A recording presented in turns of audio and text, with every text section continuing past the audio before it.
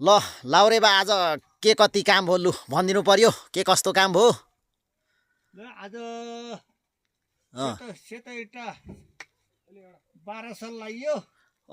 12 साल भयो र त्यहाँ 12 साल भएन होला होला ल ल 1 2 3 4 5 6 7 7 साल अँ 7 साल लाग्यो।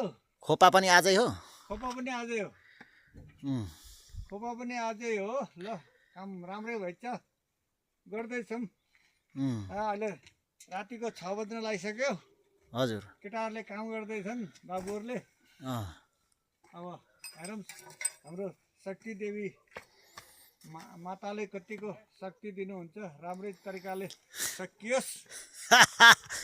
दिनुहुन्छ दिनुहुन्छ चिन्ता नगर्नु ल ल ल अब बाको कुरा सुनिहाल्नु भयो ल हेर्नु यतापट्टि दायाँ बायाँ आज खासै कामले परिवर्तन लिन सकेन ढुङ्गाले मिलेन। ढुङ्गा अगतिलो हुनाले कामले परिवर्तन लिन सकेन। इँटा रातो इँटा भने लगभग नेर आउँदैछ भोलि लगभग सकिन्छ कि भन्ने आशा अपेक्षा छ। ल हेर्नुहोस् अब यही हो आज खासै परिवर्तन हुन सकेन। ल है यस्तै भयो आजको कामकाज। ल हेर्नुहोस्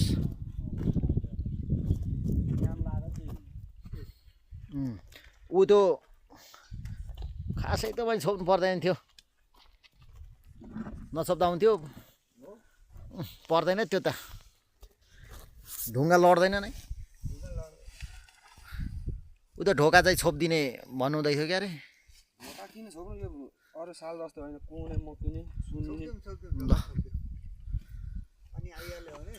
पानीले केही गर्दैन क्या यो दोकान। अवश्य त्यो दिन आउनेछ जुन दिन तपाईँहरूको मनमा छ त्यो दिन अवश्य एक दिन आउँछ।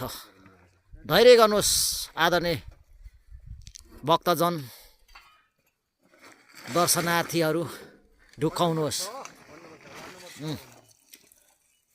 ल है यस्तो छ ल आजको कामको अवस्था।